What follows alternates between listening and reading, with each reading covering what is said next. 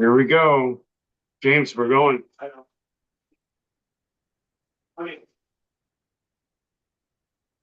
All right.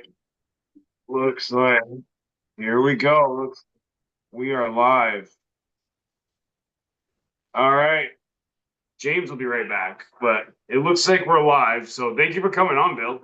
Yeah, of course. Thanks for inviting me. Absolutely. Yeah, this is awesome. I feel like we just keep getting like these awesome arm wrestlers back to back to back, but Yeah. that we love. Yeah. Mhm. No, James is here. I'm Patrick. I'm James, and this is Two Guys, One Cup. Welcome. This is Bill Sinks. So, Bill, marathon, man, Sinks. Yeah, it is our honor to have you. Thanks again for coming on. Yeah. Thanks for inviting me, and keep doing what you guys are doing, man. That's awesome. We're trying to. I mean, Vermont doesn't really have a whole lot going on. We try to put on the great tournaments, which they've been awesome this year, and this is hopefully this helps promote a lot of that stuff too. So, Yeah, let's get more attention on it. You know how it goes, Bill. All right, for people that don't know, let's just start off this way. Bill Sinks, give us a little introduction about you. Tell us your credentials, like what do you do for a living, and how did you get into arm wrestling? Okay. Well, I started. For one, I'm a contractor, and I've been a builder pretty much all my life. And my father was a carpenter, so I started pounding nails when I was like a little tyke. Um, anyway, arm wrestling I loved in school, probably as like a lot of people did when they're with their friends and stuff. This is back in the late 70s, early 80s. And, we did it at lunchtime, just for fun. And there's always the top few guys in each school or whatever it is. And I was at that table with like, I think two, maybe three other guys that were like we called the top guys or that wanted to arm wrestle and were super strong guys at that point. At least that's what we felt. So I started arm wrestling when I was, you know, early teens, just unprofessionally, of course, for a lot of years, and then did it occasionally as an adult, and having, pretty good success, and always enjoying the sport. Didn't know it was organized until I was in my 20s. And then I had, and it was limited organization. It was organized, but it was like you didn't really like hear much about it. If you ran into somebody that was an arm wrestler, that's how I found out about it. And I had a construction company, and this again is in the 80s. And I met this guy that I was interviewing, and he was a big guy. And we started talking about life and stuff and what he did and his hobby. And he told me he was a professional arm wrestler, and his name was Kent Borowski. So, and he still pulls to this day. Good friends with Travis Bajan. He lives in Illinois. That's where I grew up. Not too far from where John grew up, like 15, 20 minutes away. Um, anyway, I was really right away. It perked my interest. I'm like, Kent, wow, that's cool. Tell me about it, And he started telling me like what he's done, and he was a current state champion at the time. And I said, okay, cool. So I was like, all right. He said, well, let me see how you feel.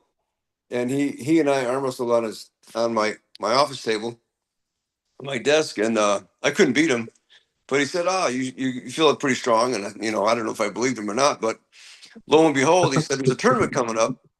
You should go. So I did. And I went to this tournament. It was at a local sports bar. And I wouldn't have known about it if I didn't meet him or if I hadn't seen a flyer somewhere, which I didn't. But so I went to this tournament. There were 7 guys in my class. I think my first match was against Bill Ballinger. Bill Ballinger at that time had already been a world champion. And at this point, I was arm wrestling 176. And he flashed me right away. I'm like, oh, okay. I got to wake up. Anyway, at the end of the tournament, I ended up taking third place. I had a few wins, of course. And I'm like, all right, wow, this is cool. So I met some people, some more people at the tournament, of course. And I started finding out, well, where can we train? Where's the next tournament? Like similar to like it is today. There's like clubs like ours, like yours. There wasn't as many as there is today. There was like maybe 2 or 3, maybe 2 that I found out about early on. So I right away like, okay, where are these guys training? So I went there, went to my I don't even know if I trained before my next tournament, but I found out when the next tournament was. Again, a local tournament at a local level. There wasn't like it is today where you have amateurs, even novice, semi-pro, and pro. This was everybody's in the same class. There was no division, you know. So I went to that tournament, took second place. And again, this is, maybe a handful of guys in my class or whatever it was, not less than 10 for sure. And I'm like, okay, I'm going to find out what the next tournament is and train some more. And then I went to that tournament and ended up taking first place.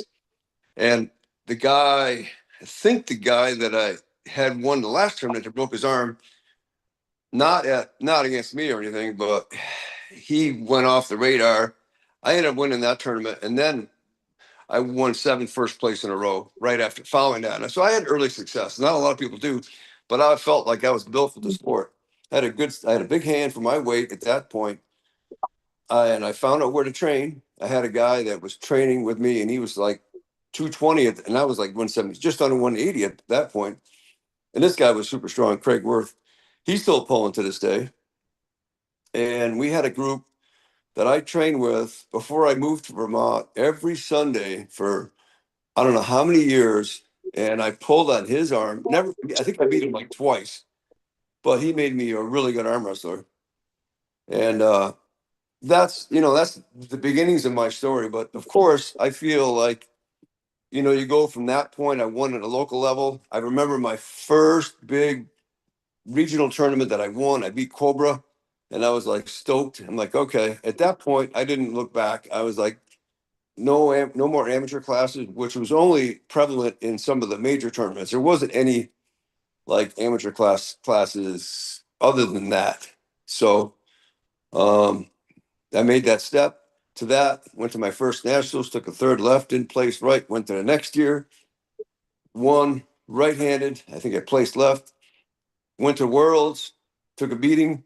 Went back the next year, took second. You know what I mean? It's just to me, it's a natural progression. It's a building block, and that's how it's been throughout. Fortunately, it kept getting better and better and better.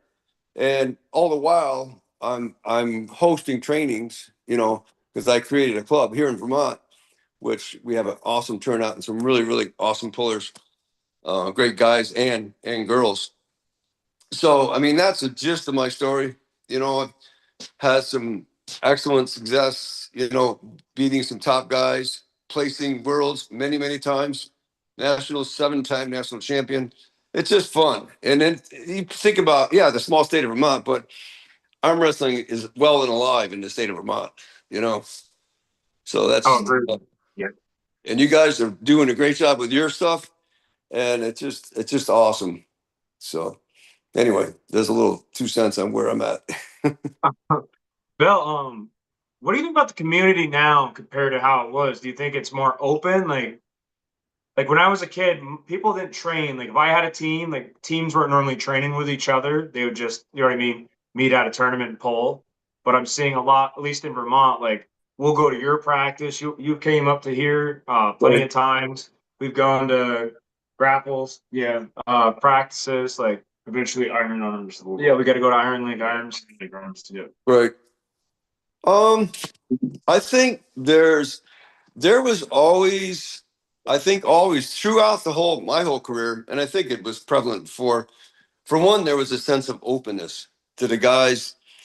Sure, I'm going to compete against you, and I might want to kill you during the tournament, but you know what? Afterwards, we're hugging, and I think that's held true at least through my career, which is reaching 4 decades at this point. So that openness and welcomingness has been the same throughout. As far as the clubs and the training, it wasn't as sophisticated as it is now. Yeah. The word pronation didn't even exist when I started. It was basically, we would arm us, try different techniques. We didn't know what to call them. It was either your top roll, your hook, or your oppressor. That was it. It was 3. So you're one of those 3, or you had a good combination of, you had some arsenal with different things. But we knew most of the time who was going to win that tournament, or who were the top 2 or 3 guys. I would say for the first 15 to 20 years, I would walk in and know who's going to win most all class. Not all the time, but most of the time. Today, I don't feel that's the case. There's a lot of guys that are up and comers. The competition has gotten tougher. There's more guys doing it, and naturally, it's going to elevate the level of training, the level of strength. You didn't see it like there wasn't as many as there is now. If there was a way to find out how many arm wrestlers existed 30 years ago to today, I bet it would be tenfold. You know. Yeah, Same Joe here. Fitzsimmons says the same thing. He said the same thing about like Pro Nation and Super Nation. He's like, I don't know what that shit is. Like, Who said, I who said just, that? Joe Fitzsimmons. He's like, I either go this way or I go that way. He's That's like, it. Yeah. yeah. We didn't dissect, like we didn't like today people watch videos and I still don't even do it. Like I have a match coming up with Ron Romini. So Yeah. I recently noticed because I have a live feed for my trainings that I do every Wednesday on Facebook, and I recently noticed that Ron's watching me, and I'm still not even watching him. I'm still not even. I don't know what he's doing. I've told Ron before. It has been a few years, but I'm like, okay, should I look? Should I go watch the videos? Like, football team is gonna dissect their videos and their game and what they did wrong, what they did right, what works. It never was the case, but Right. today that maybe that's what you got to do. You know, What- there's So, guys that just are you Go thinking ahead. the same thing about like the other guys? So, like, you never watched a video on Vlad or Miguel until you No. pulled them? right. Oh, that's wild. Bill, you're an alpha male, bro. I get it with Ron because you guys pull similarly. So but like pulling with like Vlad and those guys, I would expect you to watch something. I mean, we've seen them live, but I haven't. it's Well, I pulled But Miguel no, before, so no. I did Yeah. have some experience with Miguel. I didn't pull. East versus West. Yeah. East and West. I pulled. We had a good match. I beat him, so I had an idea of where he was at. Vlad, I don't even know. I didn't even beat him until that day. You know, That's wild. and like the other recent good, more recent victory I had was against Kurt Howgate. Well, I got history with him, so I pulled Kurt. So I didn't dissect him or look at videos and see. And this is we didn't grow up in that generation. You guys do. You guys do that now. Not saying I shouldn't do that. I probably should see what Ron's doing. He might be looking like an animal. I don't even know. But whatever. It's Yeah. just Nick, like Nick said he was looking pretty good. So, but I mean, obviously, we're on your side. Vermont. I appreciate that. Vermont was sticking. Like I said, like Ron was my first ever world champ in a tournament, but like I grew up looking at Bill Sinks, dude. Like, Yeah. I remember being a little boy going to Addison County, and my dad would be like, "Hey, see that guy right there? Yeah, that dude with the really big hands. Bill, show us your hands real quick." Yeah, hey, to everyone watching, anyone that's gonna watch, this is one of our slogans: "Show 'em your shoulder." We only have we only have big boy hands on this podcast, I dude. love it. Love it. Love it. Love it. That's good. Yeah. Shit, dude. I gotta tell you a story unrelated. In Illinois, I was on a handicap bowling league. I was not a good bowler, but I had fun with it. But I remember the guy that owned these. He goes, Jerry, the guy that owned. He goes, you should get a ball drilled and made up. You get okay. I'll try that. Do whatever. Again, I wasn't really a bowler, but when I went to the pro shops and I got my ball drilled, he said that was the biggest thumb I've ever drilled prior to me. I can attest. That's a big thumb. Yeah, that's a big thumb, dude. It was funny. So are you better now than you were 20 years ago? Or has the competition gotten worse? Or are you just what's going on? Getting better. I tell you, that's an interesting question because I had this same conversation with Colin King just the other day at practice. And they all feel, because they started pulling with me maybe 4 or 5 years ago.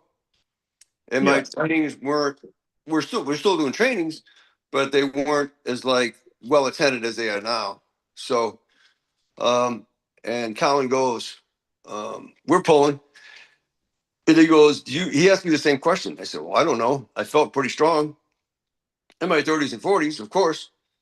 But I tell you, I don't know. I feel really strong right now. And he goes, Bill, I think all the guys that we're pulling in our club, in our group, are all getting better. And at the same time, consequently, of course, I'm reaping the benefit of getting better as well. So I feel like I feel super strong right now.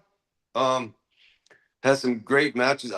This whole year I felt really good, and I don't feel any pain. Not that I do. So occasionally you feel pain. So if you have some kind of pain or some kind of thing going on, I was telling Colin this the other day. You know, you will not hit as strong or as fast or as hard as you would if you didn't. Well, right now I feel 100% pain free. So that relates to doing whatever you want to do and not worrying about it. Yeah. So I feel. Yeah, I don't know if that answers your question or not, but that answers my question. Yeah, and it comes obviously you got rest and break time and all that stuff, so it's how you're training. But when you have more guys and you're doing a lot more training than you've done in the past, I would feel you're more conditioned. And obviously, the older you get, the stronger your tendons get. oh yeah, So, but I am not there. I still get sore. yeah. I can't say my endurance is thankfully really really good right now. So good. Yeah. My hand feels very strong right now, and I Yeah. don't know. My wrist feels good. I'm just fortunate that that's where I'm at right now. It could be the other way, you know. In a few years, it might be. Right now, I'm kind of riding the wave of success. You know, Yeah. not that I haven't had success before. I've had plenty of success over the years, hundreds of tournaments later, you know. I feel like progressively though, every time you pull a guy, we see something better and better and better. Like the way you come back, the way you figure people out, like it's been awesome to watch because I feel like from when I first saw you pull that first super match, when we saw you pretty much come back, I didn't see you pull ever before. Really? Like Miguel? Yeah.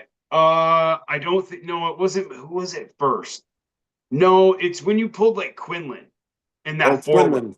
Yep, and that Yeah, when you four-way. pulled in that four way from there to where you are today, it just seems like you just grown up and up and up. So, Yeah. and to do it at like a more mature age is, but I'll be nice about that. But at a more mature age, like it gives us hope because I'm older. Like I started at 40 Yeah. years old, so it's yeah, to know that I can keep getting better and see guys like you and just keep kind of progressing through it and you know knowing that you can gain on technique and you can get on strength. So Right. the harder we Right. get. There's a good I just want to. Oh, sorry.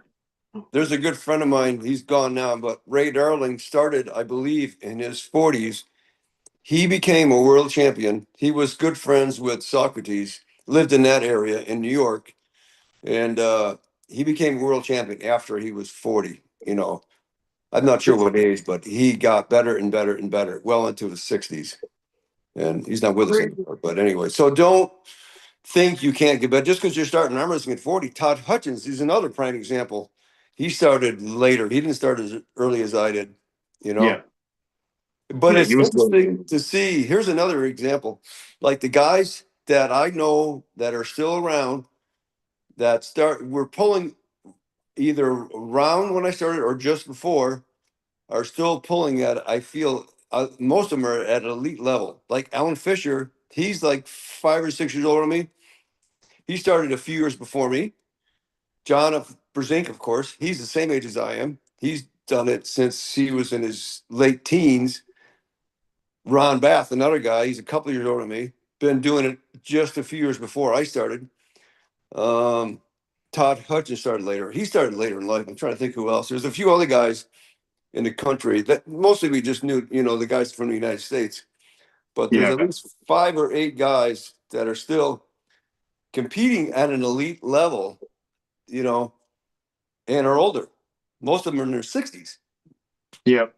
Yeah, look, Devin, all those guys. It's 50s and 60s. It seems like these guys are hitting crazy Right. strides when like the European guys are all the way out of it by then. They're not even pulling anymore.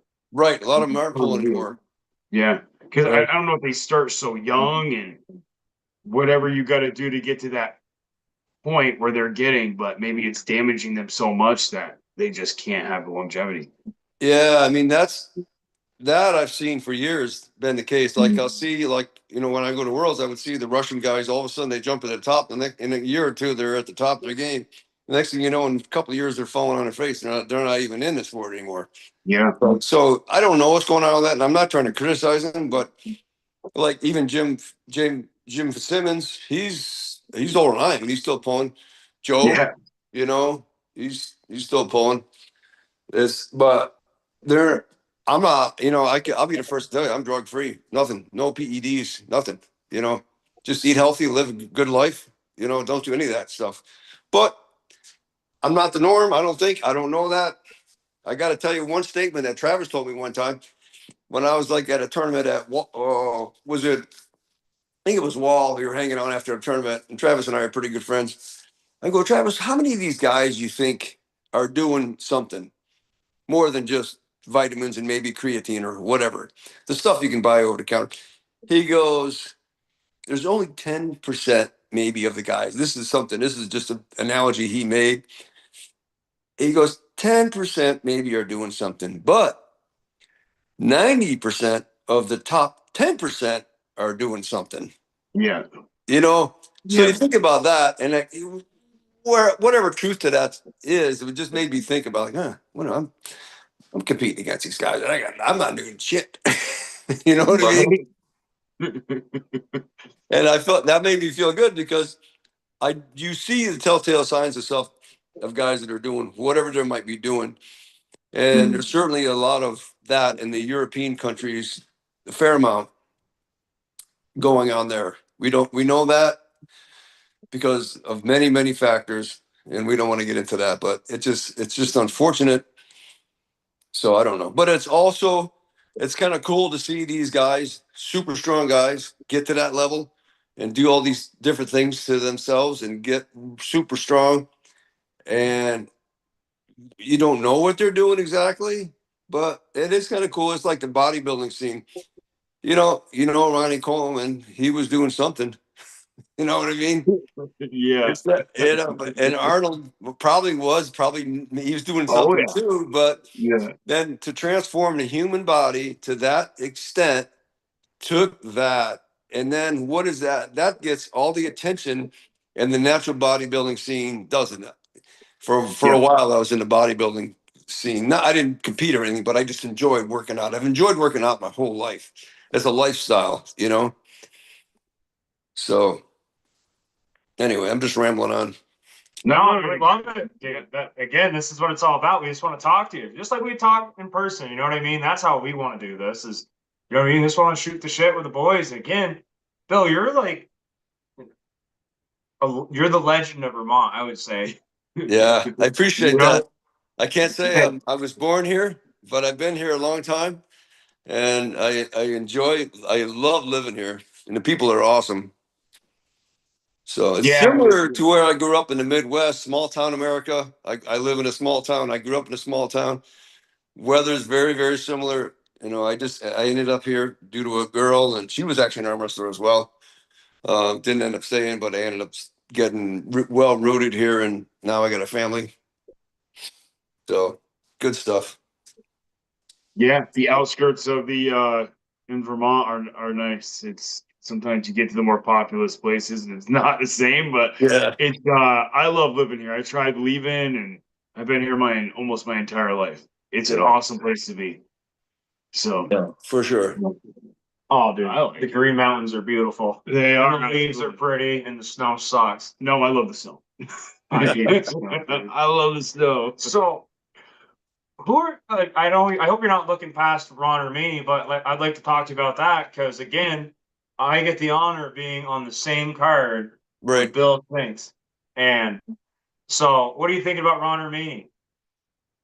Well, a couple things. I like Ron. He's a nice guy. I've known him a long time. Always enjoyed. I can't say he's ever beaten me. I don't know. I don't think he's ever. And Ron might correct me on that. I don't believe that's the case. I could be wrong, but I have pulled him in the past. But it's been a while. I was more active a few, 10 or 15 years ago, but now I feel like I'm getting active again, which is exciting because it's like, what, I gotta get more active because I need to, because I'm looking at my career in another, 5 or 10 years, I'm going to be, over that where I'm going to come back on a downside. It's just the reality of it. So, I don't know. I feel good about pulling Ron. I feel strong right now. I'm healthy. I'm assuming Ron's going to give me all he's got. I don't really honestly feel I'm going to have much trouble with him. I could be wrong. I don't see it. He's got a big hand, but I think mine's bigger. He's strong, it doesn't, and we have similar styles. He's pretty fast, I think. I don't know. No discredit to Ron, but I feel good about it. I don't know. Has he been pulling anybody at an elite level? Or at a top or more, a higher level lately? Has he been? Maybe he has. I don't know that. I should look into that more. Maybe Ron's listening right now. He can chat and let us know has he pulled Vlad? Has he pulled Miguel? Has he pulled Kurt Howdy? I don't know. I'm trying to think who else I've been pulling recently. I know he trains with Nick Stone every week, Yep. so he's Nick's all right. So like that's a decent guy to train with. You know what I mean? Yeah. Nick's a strong guy for sure. Yeah. So That's that's the validation I'll give Ron. If Nick Stone's putting his stamp on it, saying I think Ron's strong enough, right. then I'm going to respect Nick's opinion on that. I'd have to say, Yeah. But I love hearing you say you're confident. Like again, if you've never beaten by him and you're on a hot streak right now. Yeah. So- Again, nothing against Ron. I don't want to discredit Ron at all. Like I said, I really like the guy. He's a good dude. And sounds like he's got a good team that he's training with. Nick's definitely super strong. On that, pulling somebody stronger than you is going to make you better. There's no doubt about it. And I can't say I pulled Nick. I don't think I did. I think I might have played him a little after a tournament. I think that's about it though. But super crazy. yeah, he's strong dude for sure. But I feel confident, not in a cocky way, but we'll see. We'll see what happens. We'll find out soon enough. Yep. Yeah, September 5th, right? At the Dungeon is where the pay-per-view will be. And Yep. you'll get to watch Bill Sinks live if you want to buy the tickets and watch the Marathon Man. Do you think this one's going to be a marathon or do you think this is a sprint? I don't know. It's hard to say. I'm going to see where Ron's at. I'm hopeful that Ron is in a good spot where he's going to give me everything he's got. I'm assuming that, and I'm hoping that pretty confident again. But if he pulls out a win, with kudos to him. That means he's trained harder. That means that he's at a place where he's doing really, really well. If he wins, if he beats me for whatever reason, then he deserves to win. He's done his homework. Good for him. And if you guys want to watch it, so if everybody wants to watch that, join Stone TV on YouTube. That's where they're going to have it. So good plug. Yes, I wanted to make sure we told you that. I mean, I'll be watching it from work. I'll be working that day, but I will be watching you guys while I'm trying to sip some cardio. So I'm gonna lose my voice again, going hoarse, screaming for Yeah. Bill. I love Bill. that, James. I love it. I love it. Oh, dude, I remember screaming for you when you were pulling Miguel, and I was like, I'm gonna get beat up. I know I am, but I was like, I hope Bill, when I'm getting beat up, goes, James is a good cornerman, Yeah. And I was trying not to be biased when you were pulling Vlad, but my favorite part of you, Bill, is everyone from out of state. Like again, we're boys, we're Vermonters, so when I go see these guys in New York, they're like, Bill doesn't stand a chance, and I'm like, fuck you, watch this. I was like, Bill's gonna mop your boy, but the real question is, who do you have left? Like, there's plenty. There's plenty of guys. So There's plenty of guys out there. Who do you want to pull? Like, who are some names? Like you said, you're feeling strong right now. I see, I don't know. I want to see where Michael Hawks is. There's a guy that is coming up. Is he live in New York? I'm pretty sure still. I think he does, but I don't think that's much of a match right-handed. He's better left. He's better left. But if the way, so like again, I'm trying to So Miguel is top tier Yeah. both arms in New England. So I think Vlad was the favorite against Miguel and just about anybody. Yeah. Right. Right-handed.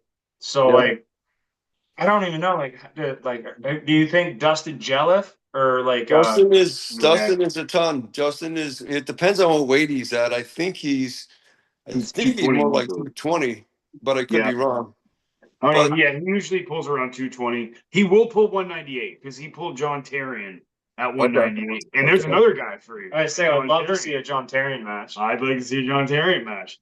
There's two guys also Yeah. that came Yeah. up recently. There's Steve Fernandez was trying to get Jason Merlot to do a match Oh For his- yeah.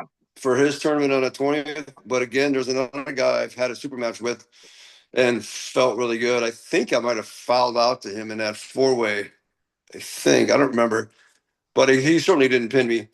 No, but I also had. Wait a minute, going back, Marcio Barboza had a super match set up with me and Jason, and it was right and left, and Jason beat me left-handed, and I beat him right-handed, like I think 5 times.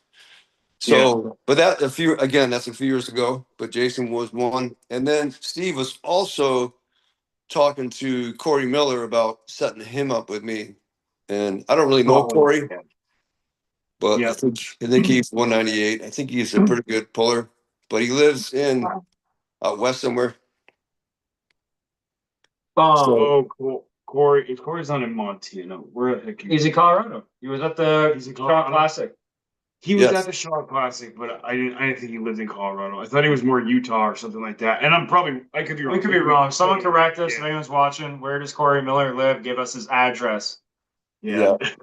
And he's got great things that he's doing with Ayers and that Right. Ayers arm wrestling, and we all get like a placement in that. How awesome is that? Like to look and see your name. I don't like it at all. Corey Someone Miller. like 1,400 in the country. That's some bullshit. It depends what we're looking at. You know what's interesting? With all the success that I've had recently, I don't even think I'm ranked yet.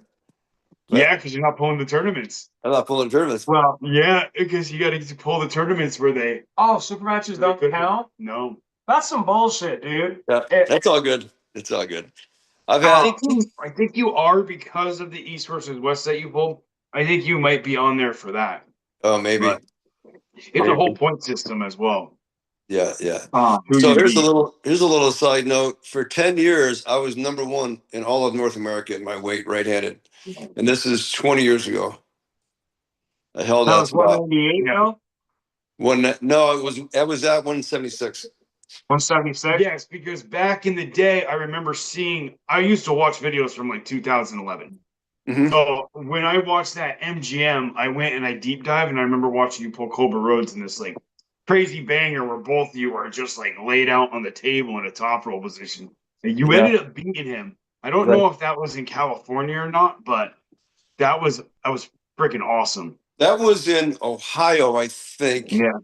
I think that was in Ohio. Wasn't that? I think that was a Harley pull. It was the Harley pull. Yes, I was watching the. Oh my god! I didn't remember him because you pulled him a whole bunch, obviously. I pulled Cobra a lot. Yeah, Yeah. Cobra. and he was like, those matchup was amazing. So When I first started arm wrestling, Cobra was the guy to beat. He Yeah. was hands down the guy to. He was beating everybody in every weight class, just about, except for like John and Gary Goodrich. He's beating everybody. You know, it was unbelievable. But it was within 3 years I had his number. I was beating him, Mhm. and he was Now- a champion many times. Sorry, I just wanted to ask something, Bill, because I'm curious, like how you think as a person and an arm wrestler. So, like when you lose to someone, or when you hear, "Oh, this guy's really great," or like he's the best around, what are you feeling when I say? What are you feeling when I say that word? Oh, this guy's the best around, and you know you're pulling him today. Like, what are you feeling? Are you eager? Like, If the guy's the best around, you mean in my weight class?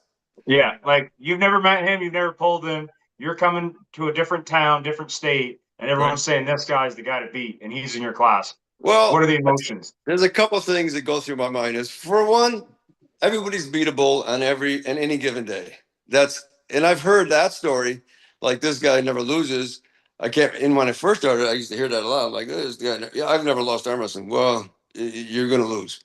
you're gonna lose to somebody. If it isn't me, you're gonna lose to somebody. So anyway, Yeah. so if I hear that, I'm eager to pull that guy, and I want to beat him. I want to be the first to say, okay, well, you might have been the best in this area, but I came and visited you, and you're not the best in this area. Maybe you're still the best in this area, but you're not beyond that area. So, and nothing to him. You know what? Like I tell you, like for example, I met Vlad for the first time when I pulled him, and it was awesome. We had a really great match and all that stuff. But afterwards, he's the nicest guy. I really enjoyed visiting with him the Yep. rest of the day. You know, we hung out, we talked about arm wrestling and this and that.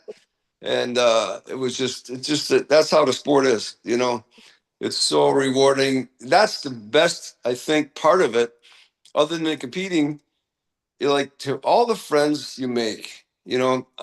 I feel that I can almost go anywhere in the world and say, hey, you know, call this guy up. Hey, you mind if I stay or give me a ride somewhere? I can almost do that anywhere in the world, almost, you know, for all the friends and people that I've met throughout the sport, because everybody's just open. For the most part, everybody is just so welcoming, you know. And Yeah, I'm the so only glad. other community that I met like this was the powerlifting community. It's very similar. Yeah, It's very much everybody cheers for each other. And if you're not, like afterwards, you know, you're proud of what they've done. So right, yeah, right. it's crazy. No, something I like the respect about arm wrestling. I think people are gonna think that's crazy coming out of my mouth, but like, no, like you know what I mean? Like you said, when I meet you, Bill, and we've never pulled, everyone says you're the greatest. I'm gonna be the mouthiest prick you've ever met, and I'm gonna believe that I'm gonna beat you. Right. And then if I've given you everything I got, I tried every trick and it didn't work, and you pinned me, I got nothing to say, but I gotta praise you now. You know what I mean? I did my Right. best, and you were a better man. Right. And you should. And here's the thing: the guys that I train every week, I want them to want to beat me. I they if they don't want to beat me, they shouldn't be there. You know. And if you don't come in to want to beat, you know, if it's me that you're competing against, or whoever that is, you have to not brainwash yourself. You have to believe that you're going to beat that person. Because if you don't, well, you're already lost. You know, forget it. You might as well not even show up at the table. So. And if you did everything you could do and you don't prevail that day, well, he was better that day. But there's another one. There's always another day. Anyway. Exactly. Okay, I love that, dude. I want to clip that. What time are we at? 1 second. It's like 37 seconds in. Okay, 37 minutes. yeah. Oh shit, 37 minutes. Um, yeah, we're clipping that. That was some Rocky shit. What you just said right there, Bill. You know, I'm that's so telling you. funny. It's so funny you say that. But here's another little tidbit of information. James, all growing up, I was teased because I talked like Rocky. It wasn't teased in a good way. I didn't care. But it was just funny how it was like, okay. But there's another prime example. Sylvester Stallone. He is 78 or 79 right now. There's a guy that came from nothing, drove his beat up car, whatever it was, in 75 or 70, 1974 or 75 or whatever it was, had to sell his dog because he's out of money. And look at him now. He came from nothing and made himself a superstar. He wrote the Rocky himself. Only reason is because I follow him, because I like the guy, because he's just like, you know, just how can you not, you know, emulate somebody that started from nothing and made something so fabulous out of his life. Yeah. So anyway, all Brought, growing up, brought up everybody around. Hey, Too. I want to say something, Bill. Until you said that people said you sound like Rocky, I didn't get into I it. always thought like whenever I talked to you, like I enjoyed listening to you talk because there was always something a little bit different. But I right? resonated with it. I could resonate with your voice. And then now that you said you kind of talk like Rocky, I'm like, bro, if I close my eyes, I'm like, if you told me a Sylvester Stallone story and didn't say it was a Sylvester Stallone story and I was blind, I'd be like, Yeah. holy shit, I'm on the podcast of Rock. But Yeah. dude, when you pin Ron or me, you got to be like, yo, Adrian. Joe Adrian. Yeah. He used to say that all the time. He used to say, yo, Paulie, yo, Adrian. It's good stuff. That's an all-time awesome movie for sure. 1976. That's how long ago that was, when I was a little kid even. Oh, dude, did you like the first Rocky? Of course I did. It was Dude, the I best love one. the first Rocky. Huh? The first one was the best one. It always is the best one. And in his case, it was the best one, hands down. Nothing wrong with the other ones, but it was really awesome and it was inspiring. And I remember growing up because I was into working out. I wasn't a boxer or anything, but I loved working out. Well, when he ate the raw eggs, well, I used to do that. I used to put 6 eggs in a drink and drink them because you got to get this. Oh, Oh yeah. yeah, when they were affordable. Oh, dude, you're built different, Bill. Yeah. You just raw dog and 6 eggs. I couldn't do it. I wouldn't be able to keep Have it to down. mix them in protein. See, that's the problem is I'm weak, and that's why I'll never be great. I'm not willing to do that. But You can eat other wait, stuff. so you boxed, you said, right? You worked out a little No, bit? no, I said I'd never boxed. Didn't. I Oh, when you love worked boxing, out? but I never really boxed. I have a speed bag in my gym, yes, but it's just for Oh, I fun. love never- that. I see that. Everyone at your arm wrestling practice every now and then walk over from arm wrestling and Oh, yeah. like try to hit it, and I'm like, that's awesome. And it's funny because boxing was in my family. My grandfather and my uncle were always into boxing. My uncle actually was a Golden Gloves champion in Chicago. So I grew up around it. I didn't do it. I was actually a wrestler all through school. That's what I did. Yeah. I loved it. But I got into that, and then I was into bodybuilding. I didn't really do a few other sports, but I dabbled in, but nothing too crazy. Yeah. Well, that wrestling background definitely gives you some discipline. Oh, for So- sure. Oh, boy. Where did you get your strength from? That's what I like to ask. Like, were you born strong naturally, or did you work at it? Yeah. Like, you know what I mean? Like, when you went to school and like everyone picked up rocks one day, were you able to pick up way heavier rocks than all the other kids? Like, was there an abnormality to you in the There beginning? was definitely. It's funny you say that too, because growing up, I forgot what it was. They call the $6 million Man. That's what the show was. I would Yeah. get because I was a little crazy strong for my size. It wasn't listening. I'm a 6 foot tall. I wasn't like overly big or anything, but for my size, I felt I was really strong. It's kind of like that guy Anatoly that does those videos carrying that mop that actually weighs a lot of, and it's hilarious watching them videos. And this guy, he's unassuming, but the guy's crazy strong on top of it. Yeah.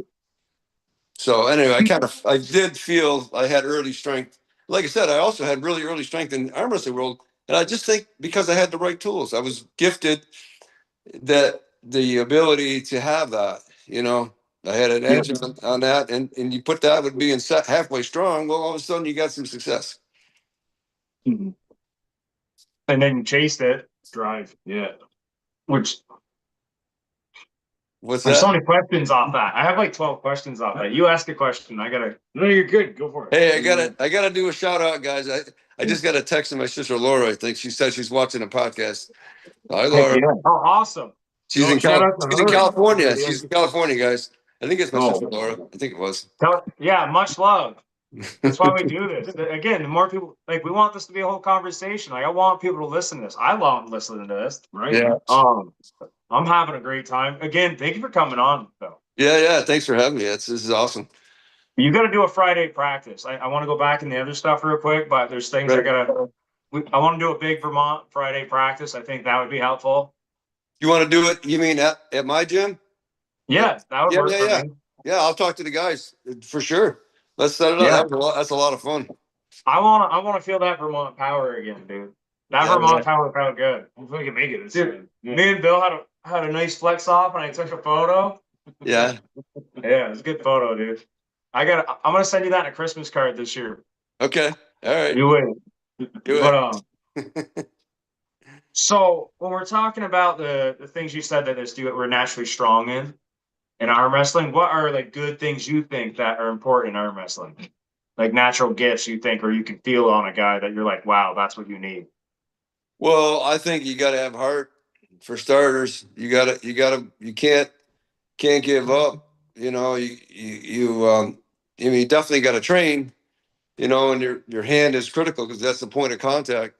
You got to train it to work to your advantage. With so many different styles, you just got to work on what is best suited for your style of arm wrestling. If you're a hooker, well, you're going to want to do a bunch of curls and drag pressure and stuff like that. If you're a top roller like I am most of the time, it's a hand. I'm going to want to beat most of the guys' hands. So that's wrist strength, finger strength. that stuff I work on. So but really all in all, you got to have the drive, the discipline to train, to drive, to want to do it. You can't give up. Even if there's many times I've been in a losing position and won a match. I remember one time that I lost my first match, and this was against Crazy George, and it actually was at Harley-Bowl. And I started out on the B side right away. I'm like, my first loss, you can't. And the whole time I'm thinking, I can't lose again or I'm out. I ended up winning the whole thing. That's the day I beat Cobra. And so that's critical. And I know the days that I do really, really well at a tournament. There's a couple things that are going on, and I'm not necessarily, after the tournament starts, I'm not necessarily visiting with people. I'm in the zone. I'm focused on what I got to do. And usually, if I do really well and my back is sore a little bit after the tournament, I know I pulled good because I know my arm felt really, really good and my back is doing all the work. So those are the two things that worked for me.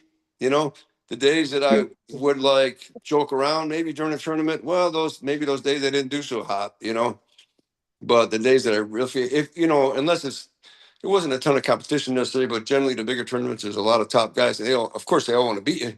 So you can't like give anything. You have to stay in the zone. You'll see like a couple guys, and I haven't necessarily done it, but like Dave Chafee, for example, he'll wear his ear pods. A lot of guys do that too, and they'll get in the zone and they'll just take them off before the match. And they'll stay off to the side. Even John used to do that too. John, I went to talk to John a couple times, and he wouldn't be standoffish necessarily, but he'd be in his own world, during the tournament, and that's important, So Yep. those kind of things. So does that make any sense? Yeah. You can get distracted if you're not focusing on what you're doing. I know what he's saying. I was talking about it to Steve Fernandez the other day. It's like, man, I've had some super matches where I was just in a good mood. Like I was just chilling. Like, but you know what I mean? But I was coming up to pull a guy and I'm going, you can't have that mindset. Like if I don't even care about pulling right now, like I love the sport, so I would pull anybody, but I don't have that I want to win feeling. I'm just like happy to be there. Right. And I'm like, I gotta have I'm happy to be there after the match. After the match. And it's hard, James. It's also really hard because after so many years of pulling, I make a lot of friends, and I want to visit with those people. But like the one with Miguel, after the match, once we got up there, I didn't quite really hear you yelling, James, to be honest, because I got in so much of a zone that I blocked everything out, and I was on a mission to just win, and that was it. And after the tournament, then things change. Then I get time to visit and hang out with all the rest of the guys and girls or whatever. So that's just some advice that I've learned over the years. I've made that mistake where I've had other things distracting me during a tournament and not done well because of it. You can't do that, because you never know if that person that would normally not beat you, they're going to bring it and you're not going to be 100%. That's just the reality of it. Yep. Makes 100% sense. There's a couple of other things. I don't know if you saw any matches with Chad and I. So he's another one. Is a top guy. A lot of fun pulling it. He's such a nice guy. But I got his number recently. We haven't pulled recently. I shouldn't say that, but the last few times we've had a super match, I beat him. Awesome. Well, we got some guys showing up for practice. So I think we're gonna have to cut this because the dogs are gonna go nuts. Yeah, I'm really sorry. That's all Phil, right, I'd love guys. to have you on again, man, on another time. Again, Awesome. I feel like this is just part one. This stuff I'd like to get more people on with you and so you can have way smarter and better people ask you questions. Yeah. More entertaining. I That's was all just good. geeking out. I'm just listening. I'm like, tell me. Yeah. I'm here to Awesome. listen. Quick, Love before we take off, shout out to Dan the Nightmare for watching, dude. We appreciate you. Nick Stone gave a good flex on there, so I think he's encouraging that. Who's SMAW. Hey James, GL versus Tim Lewis. Yeah, I'm pulling Tim Lewis at the Turtle Man Super Match Series. Oh, It's cool, awesome. cool. I know Are Tim. Told him. pulling the tournament the next day? Am I pulling the tournament the next day? I don't know that. I don't know yet. Actually, that's a good question. I think we should still represent. I'm gonna after the Super Match. I'm gonna go show all those Connecticut boys what Vermont's about. Maybe take some of their trophies. Oh no, we're gonna take their turtles. Take their turtles. Yeah, the first place is a golden turtle. They're gonna be turtleless. Yeah. All right. They're gonna call the game wardens on us for taking all their Yeah. turtles. I like that, dude. I'm saying that when we're down there. You're gonna watch out. I'm here for the turtle. You can't take those turtles cross state lines. We'll get in trouble. Yeah. Invasive species. So. Well, All right, awesome. Uh, Well, again, thank you, Bill. We really appreciate it, my man. It was fantastic, and it's an honor for you to come on. thanks, guys. Keep doing what you're doing, man. I'll check back with you some other time, but appreciate it. Yes, sir. Have a great night, Bill. And I'll try to get Friday practice going. I'll let you know, James. And if not, I'll see you on the 5th for sure. Yeah. All right. Yeah, definitely. All right, Definitely on guys. the 5th, dude. Thank you guys very much. Yeah. Two guys, one cup. And that's Bill Sinks, dude. Yeah. Thank you so much. Thank you, Bill. Thanks, guys.